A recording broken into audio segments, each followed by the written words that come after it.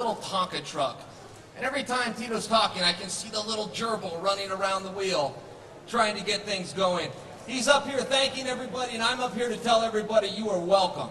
The biggest signee, the greatest fighter of all time, and I will give you a spoiler alert right now, even though I want you to all tune in on January 21st, but 15 minutes after I walk that cage for the first time, it's going to be one more in the win column, one more for the highlight reel, and one more for the bad guy. Greatest of all time who never won a championship. Wow, that's amazing.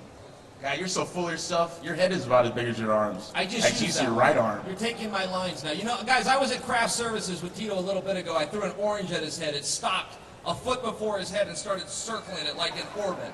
Well, you actually must have been confusing yourself because I wasn't at craft services. I was actually enjoying my steak at Jordan's Steakhouse. Oh yeah, I forgot. You're still on the pension plan. Gentlemen, thank you very much. Our opening remarks for those members of the media and the press, will throw it to you for questions. Show of hands. We have a microphone that'll get out to the members of the media. If we have a question, we'll go to our members of the press here on site first. Go ahead, sir. Hey, Carwell from Proof Media. Question for Tito. You say you're excited. You seem really upset, and I know you're mentioning the history you guys have. But is your anger like the biggest motivator that you have? Because you seem really worked up. You know, I've worked really hard in this business of mixed martial arts over the last 19 and a half years to mold the future of my children, mold the future of my family. And it's been through the financial side of it because I've tasted what dirt tastes like. I tasted of being broke. I've been on the dumps. I've been lived in motels when I was a kid. I never want that opportunity for my children to ever see any type of those things, any type of drugs, any type of thing of that nature. So I worked hard at this. For him to talk about my car getting repoed, him saying the things he has that I'm going broke, I take that very personal. I'm a person who's been fueled on emotions. And any fan who's ever been around me at any of my fights, I think I'm the only fighter who'd go out there in the Concord and sign the autograph the day of the fight. Because I'm in love with my fans. My fans are there for me over the last 19 and a half years. For this clown to come in and literally clown, I didn't have to dress up him for Halloween. This clown coming in saying the stuff he is, I'm glad he doesn't fight as well as he talks. Every time he talks the way he does, that's what gets him the fights. And Chael, you're welcome. You're getting paid for me. You're welcome. I accepted the fight. The only reason I accepted the fight was because I seen an opportunity to get redemption. And you are correct. I am pissed. And this is what fuels me. The image I had of the bad boy, now you got an imitation of the bad girl, the bad guy. As you say, imitation. No more than that. Thank you. Question for Chael. While you were away, you weren't inactive. You were doing a lot of submission-only tournaments, met Morris and things like that. You said you were going to put one back in the win column. Are you looking to win by submission because of what you've been doing while you're away from MMA? I have been working on submissions. Look, as soon as they say go, I will. I'm going to jump on him from the start. And I don't know what's going to happen, man. I'm not a bully. I don't know for sure that I can win this fight. I'm going to work hard. I'm going to go out there. I'm going to compete as hard as I can possibly go for 15 minutes or until he gives up. And if I'm wrong and if I go down, I will go like a gangster and I'll be firing the entire time. And Tito was saying something about being broke a minute ago. Is anybody here driving past the homeless shelter on Pico on their way home? Could you give Tito and his big head a ride? Wow. He lost his wheels. Could anybody help out? That'd be appreciated. I never known of a gangster who rats his friends out on a real estate scam. I heard you say that. That's amazing. I heard Keep you say yourself that. out of jail? I resent that. When I grew up, and I was a part of a gang when I grew up, you would have got stabbed in the neck for ratting somebody out.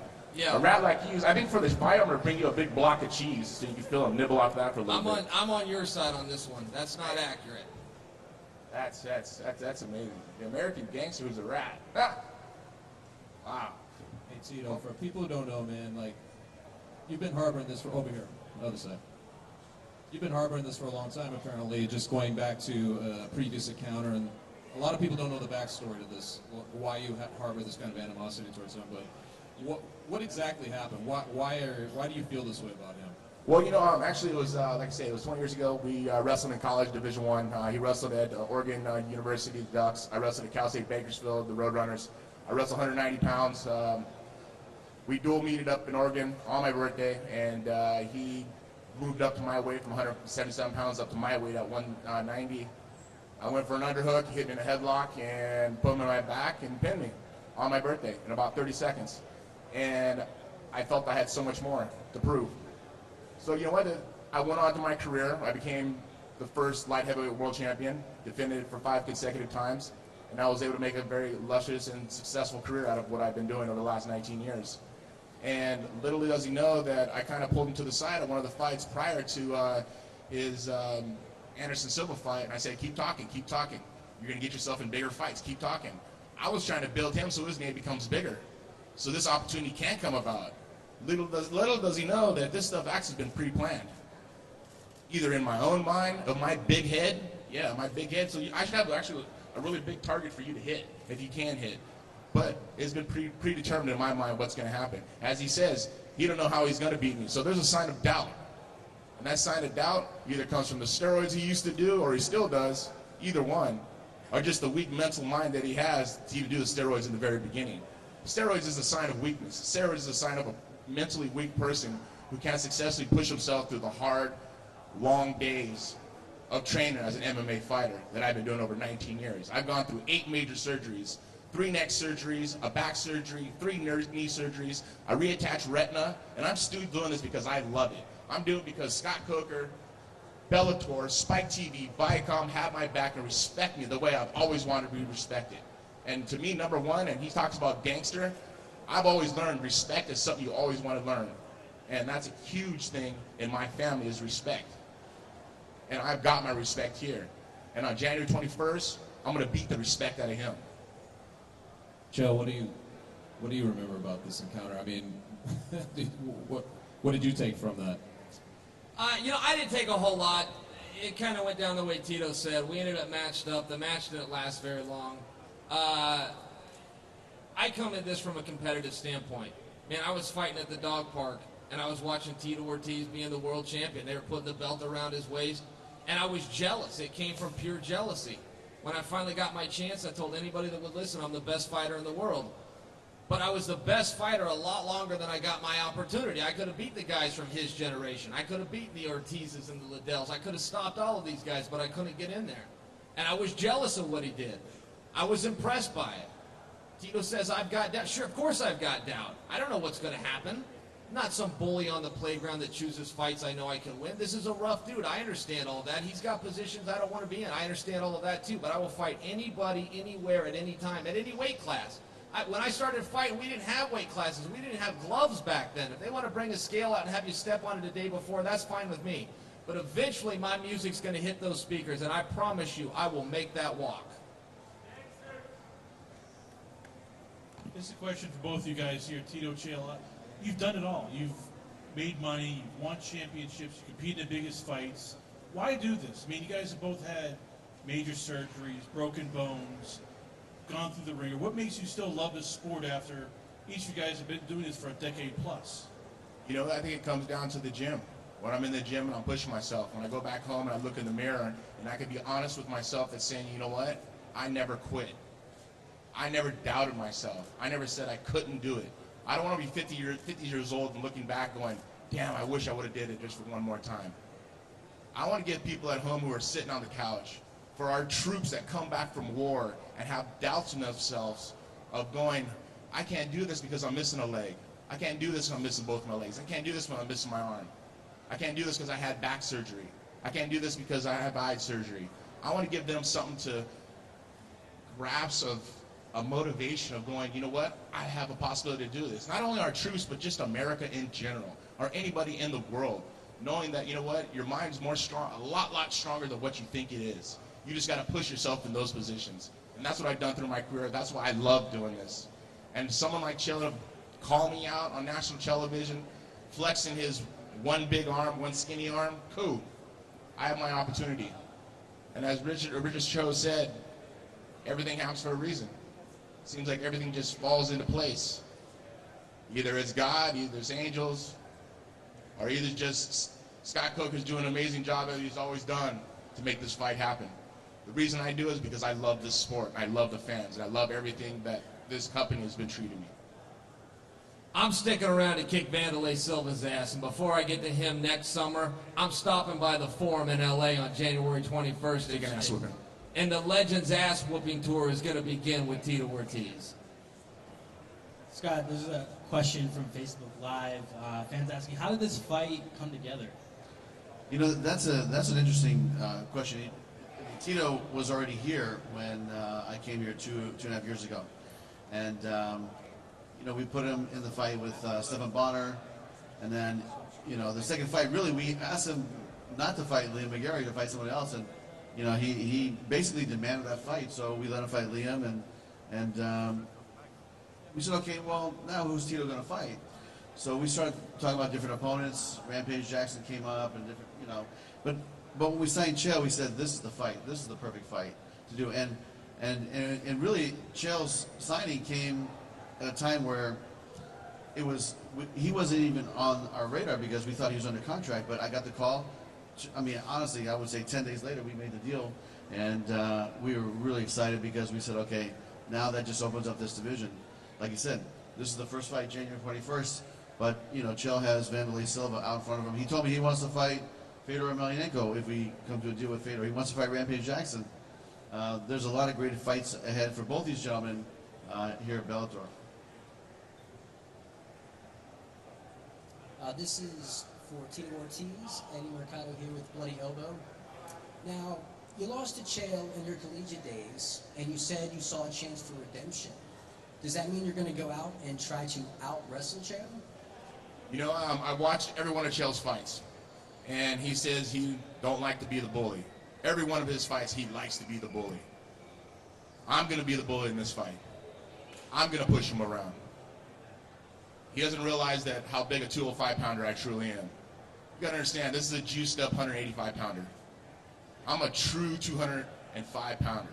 I walk around 225 solid. I'm going to do my position. He gets the takedown, I'm going to submit him. People understand my jiu-jitsu. My jiu-jitsu is great. My submissions are great. I understand that. I know what I need to do in this fight. But when he doesn't get the takedown, and it's after the first round, he's like, wow, I've taken 3 years off. Oh, where's my oxygen? God, my big muscles aren't working. That's when I just start warming up. This fight, I'm going to expose every one of his weaknesses. And I take this fight very, very seriously. I've already started.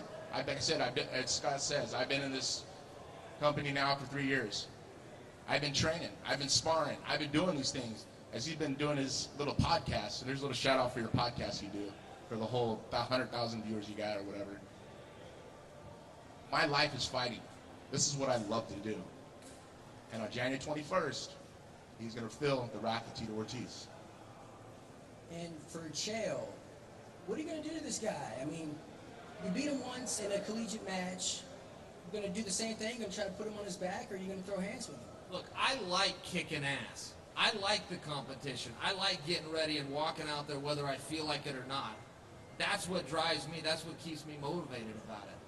They could put Tito in there. They could put Wanderlei. They could bring Fedor over, and he could wish that he had a referee with an earpiece in, but we do it differently here in America. Everything I ever took, by the way, Tito, I got from a doctor in an office, and everything you ever took, you got from a bodybuilder named Slick in an alley. And if you think you're fooling everybody, that's why I failed so many drug tests, huh? That's why your head's grown 3 inches in the last decade. Let's do a contract. Not exactly normal. Let's do a week test every single week until this fight. Let's start it tonight. Let's do a piss test tonight, dude. Let's start it tonight. For you to even say that I ever touched you in that shit, you know what? You're just making yourself look like a clown that you truly are. Not even for a second that I've ever tried to take a shortcut. I don't believe in shortcuts. I'm an American that believes in hard work and dedication, and that's going to get you a win. You know what's got you your money? Your mouth. That's what got your money. There's no W's amongst those wins. What happened to you and Anderson Silva? Oh, yeah, I forgot. A triangle and an ass whipping. What happened to you, John Jones? Oh, yeah, I forgot. Another ass whipping in the first round. What about you to... Slip me and Tito Ortiz. You and what happened in that one? Rashad Evans. Oh, yeah, I forgot. You got knocked out in the first round. You don't understand what you got yourself into, son. I'm going to slap you around like the little bitch you are. And let me tell you one thing. After it's all done, I'm going to paint your clown face. You know what? Remember my car that I got repoed? I'll give you a ride to the hospital. I'll be a gentleman after this Did you ass get whipping you're that going to car take. back? And you're Did you actually get the on the Phantom ass back? whipping tour. You're on a legend ass whipping tour. I'll be the Congratulations. first legend I to give didn't you hear ass about whipping. that. Good job. I was going to help you out with that. Good job. Yeah. Actually, I think I won your money last night on gambling what you're going to make for this fight. So. Hey, Danny, let's go gamble.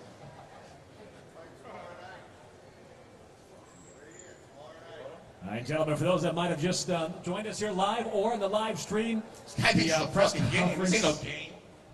is already in process. We're going to actually wrap up the questions right there, have both of our fighters, Tito and Chael, please stand stage center. We'll do a face-off for those photographers that are joining us. A photo opportunity again, the face-off on center stage. The American gangster, Chael Sonnen, and the people's champ, Tito Ortiz, getting set. Bellator 170, January 21st, 2017, the Forum in Los Angeles. Tickets on sale now.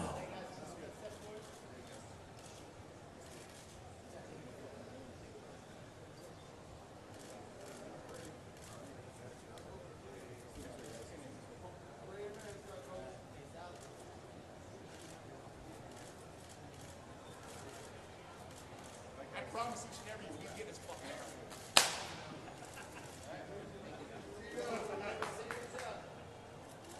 Ladies and gentlemen, we thank you for joining us for the press conference for Bellator 170. How about a nice hand, if you would, please, for Chael Sonnen, Tito Ortiz, and Mr. Scott Coker.